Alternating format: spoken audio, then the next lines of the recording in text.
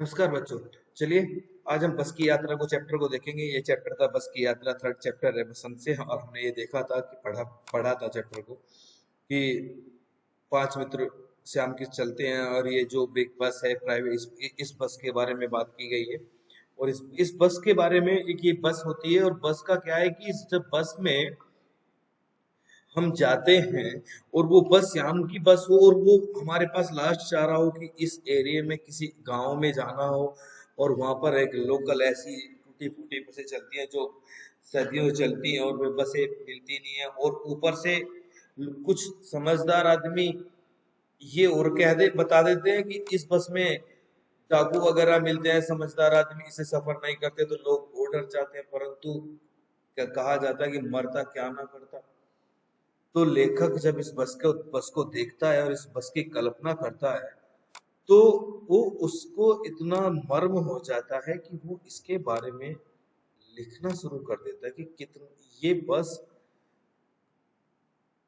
की तुलना सबसे पहले करता है 1930 से।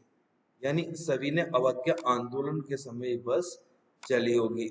6 मार्च 6 जनवरी 1930 को ये सविनय अवज्ञा आंदोलन महात्मा गांधी जी ने शुरू करवाया था 1930 को। तो तब से ये शुरू की गई होगी। अब सबसे पहली बात है, ये आपने मान लिया। अब बस पूजा के योग्य थी, ये भी बहुत अच्छी बात है। ये सब तुलना उसकी वृद्धावस्था को, कष्ट अवस्था को कहा गया है। यानी इस लेखक ने एक बस की यात्रा को देखते हुए उन्होंने बच्चों को एक कहानी के माध्यम से, एक बस की यात्रा के माध्यम से एक अपना यात्रा का विवरण बता दिया कि अगर इस तरह की बस है और लोग कहते क्या है और होता क्या है। यानी उनकी बात में और वास्तविकता में, सच में और झूठ में कितना अंतर होता है। देखो, डरो मत चलो, बस बहुत अनुभवी है, या हमें बेटों की तरह गोद से लेके जाएगी। ठीक है, तो ज्यादा विश्वसनीय बस है। लोग, हम बैठ गए जो छोड़ने आए थे वे हमें इस तरह से देख रहे थे जैसे अंतिम विदा दे रहे हैं। उनकी आंखें कह रही थी कि आना जाना तो लगा ही रहता है, आया है सो जाएगा, राजा रंग फकीर, आदमी को पूछ करने के लिए एक निमित्त चाहिए। अंजन सचमुच स्टार्ट हो गया। ऐसा लग रहा था जैसे सारी बस ही इंजन है और हम इंजन के भीतर बैठे हैं। इंजन के ऊपर नहीं, इंजन के भीतर बैठे। कितना आवाज हो रहा था। कांच के बहुत जो कम बचे थे, जो बचे थे उनसे हमें बचना था। एक प्रकार का कमेंट किया कि टूटी फूटी बस कितना बुरी है, कितनी कंडीशन में हो सकती है, और फिर भी लोग उसकी झूठी झूठी तारीफ कर देते हैं। तो हमें समझना चाहिए। और ये गांधी जी के असहयोग आंदोलन के बारे में भी बताया गया था।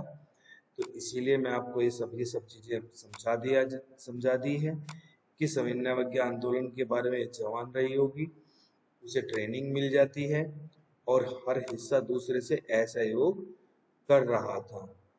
तो सीट की बॉडी का असहयोग चल रहा था। कभी लगता है कि सीट बॉडी को छोड़कर आगे निकल जाएगी और बस रुक जाती है बीचों बीच।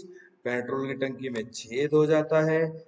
ड्राइवर क्या है कि बाल्टियां पेट्रोल निकालकर अलग बगल में रखने लगा, नली डालकर इंजन में भेजने लगा और उम्मीद कर रहा था कि थोड़ी देर बाद बस कंपनी की हिस्सेदार इंजन को निकालकर गोद में रख लेंगे। परंतु ये नली से पेट्रोल पिलाएंगे कि माँ बच्चे गोद में दूध पिलाती है। यानी एक प्रकार का, इस प्रकार की चीजें, ये सिर्फ कमेंट है। यानी बस कितनी बुरी कंडीशन में जा सकती है। फिर बस 15-20 मील दूर, यानी 15-20 किलोमीटर ही चली होगी। ठीक है, और उसकी बस की ये हालत हो जाती है। आप समझ सकते हैं। स्टेयरिंग टूट सकता है, या प्रकृति के दबाव में मैं दुश्मन को समझ रहा था, जो भी पेड़ सामने से आता है तो लगता है पीछे जाता है। तो एकाएक बस फिर रुक गई। तो वृद्ध, उसकी देखो कितना, मगर इसका प्राणांत हो गया। बस को बियाबान में इसकी अंत्येष्टि करनी पड़ेगी, जिसको वृद्धावस्था थक कर बैठ जाती है। बड़े बूढ़े चलते हुए बैठ जाते हैं ना, वैसे उसके लिए वो लेखक कहता है। लेखक बस को एक प्रकार की अपनी यात्रा के बारे में आपसे बात डिस्कस करना चाहता है। वो बताना चाहते हैं कैसे कैसी बस से हम सफर करें, लोगों ने फिर भी उसकी कितनी तारीफें की। तो सच में और झूठ में कितना अंतर हो सकता है। ये देखो, एक पुलिया के ऊपर एक टायर फिस करके बैठ गया, और बहुत जोर से हिलकर बस थम गई। अगर स्पीड में होती तो उछलकर नाले में गिर जाती। ये देखो, मैंने उस कंपनी के हिस्सेदार को पहली बार श्रद्धा भाव से देखा कि वह टायरों की हालत जानते हुए फिर भी जान हथेली पर लेकर इसी बस से सफर कर रहे हैं। यानी तो इस प्रकार का इन्हें तो क्रांतिकारी आंदोलन नेता होना चाहिए। हम सब मर जाते पर बाहें पसार कर कम से कम उसका इंतजार तो करते। कहते कि वह महान आदमी आ रहा है जिसने एक टायर के लिए प्राण दे दिए। मर गया पर टायर नहीं बदला। एक टायर के बारे में टायर के बारे में बात करना क्या है कि किसी चीज की प्राइवेट व्यवस्था ऐसी ऐसी हो जाती है कि लोगों को पैसे लेने से मतलब होता है, उसको व्यवस्था नहीं देते, उसको उतनी सहूलियत नहीं देते, किराया इनको पूरा चाहिए परंतु सहूलियत नहीं मिलती। तो उसमें बहुत चीजें इस चीज के लिए होती हैं और इसके बारे में मैंने आपको बता दिया। और फिर एक चीज और मैं आपको बता देता हूँ थोड़ा कि बाएं पे सरकार गया महान आदमी अलर्ट, दूसरा घिसा टायर फिर चल लगाकर फिर बस फिर चली। फिर पन्ना कभी हमने वक्त पर पन्ना पहुंचने की उम्मीद छोड़ ही दी थी।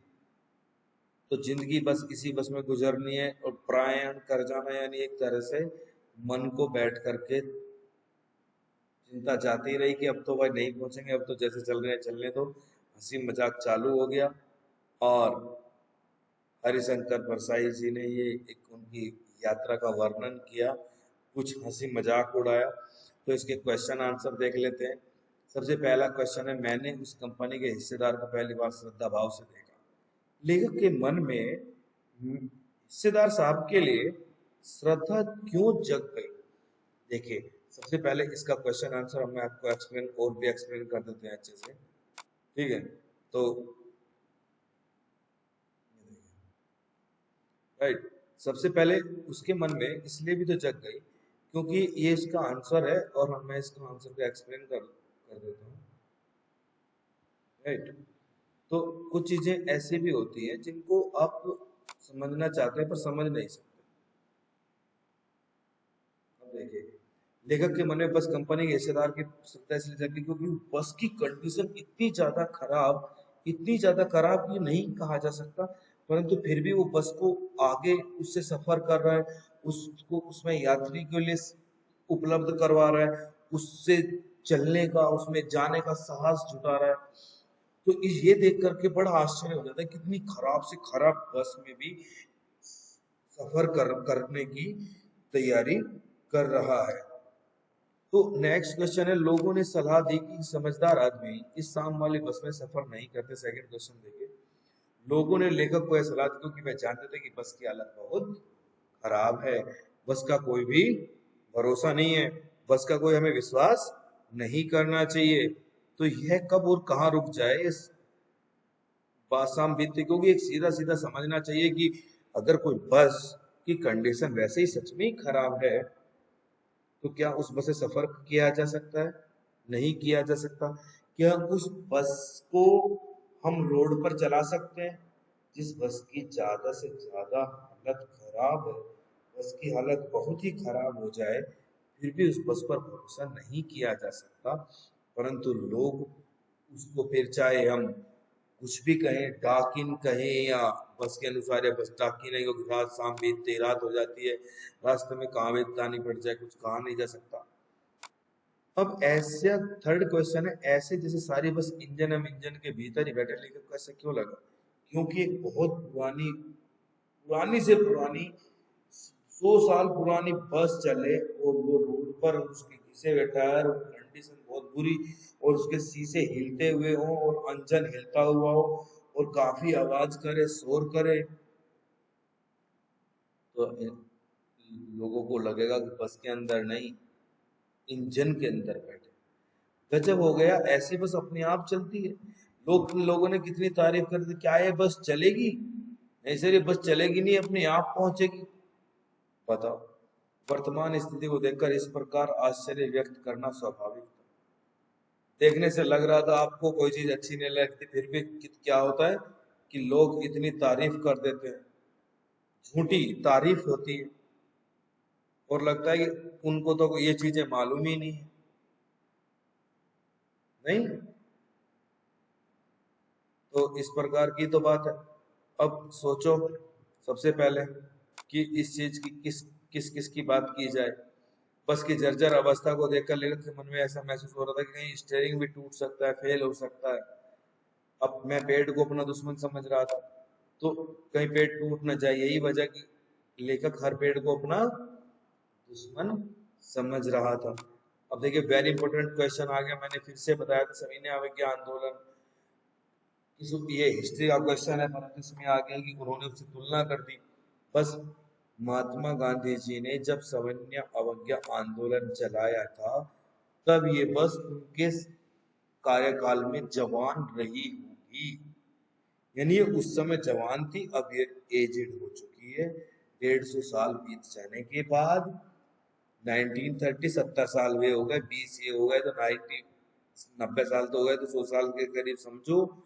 तो आसपास, तो सीधा सीधा समझो 6 जनवरी 1930 को सविनय अवज्ञा आंदोलन महात्मा गांधी जी ने शुरू किया था अंग्रेजों के खिलाफ। अब बस की भी उन्होंने उसी समय से तुलना कर दी। व्यंग्यकार यानी कमेंट करना, अपनी सीधी बात को ना कह करके तुच्छ में कहना, राइट। कभी कभी कुछ उल्टा पूछ लेते तो उसका उल्टा ही जवाब होता है।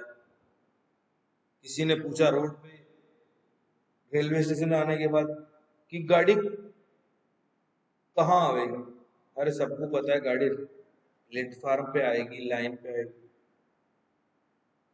ठीक है, तुमको क्यों कट के मरे है। यानी कि उसको जिस लैंग्वेज में पूछा जाता है उसी लैंग्वेज में उसको जवाब दिया जाता है। अगर रूरल लैंग्वेज यूज करता है, एक रूरल लैंग्वेज परिभाषा यूज करता है, तो उसी लैंग्वेज में उसको आंसर दिया जाता है। अब बस की कंडीशन को देख करके, जिस तरह की बस है और जिसकी बस की कंडीशन आप हालत से अवरुद्ध हो रहे हैं, उसके पुराने टायर घिसे पिटे और फिर बस की कंडीशन और लोग उसकी झूठी तारीफ कर रहे हैं, तो एक लेखक तो उस पर व्यंग करेगा ही करेगा। व्यंगकार यानी कटाक्ष रूप से वर्णन करना, अंग्रेजी सरकार के साथ सहयोग न करने की भावना थी। ठीक है, यानी एक प्रकार के साधारण अनुभव, फिर भी इन्होंने एक बहुत अच्छे से बात की और बस विनय पूर्वक अपने मालिक व यात्री को स्वतंत्र करने का अनुरोध कर रही है। बस कह रहे कि मुझे अब अपने आप मालिक को स्वतंत्र कर दे, मुझे छोड़ दे, मुझे आजाद कर दे। परंतु मालिक अपनी आजाद करने को राजी नहीं है। भाई व्यंग्यकार कमेंट तो करेगा ही करेगा, वो कुछ भी किसी बात पर भी कर सकता है। व्यंग्यकार है आखिरकार, व्यंग माने कटाक्षकार, एक लेखक है। उन्होंने ऐसा वर्णन कर दिया कि बस की कंडीशन के बारे में जितना लिख सकते थे लिख दिया उन्होंने। तो इसको पढ़ें, समझें कई कई बार, और वीडियो को पॉज करके आप अपने क्वेश्चन आंसर अपनी नोटबुक में लिखें अच्छे से। Thank you very much. जय हिंद, वंदे मातरम।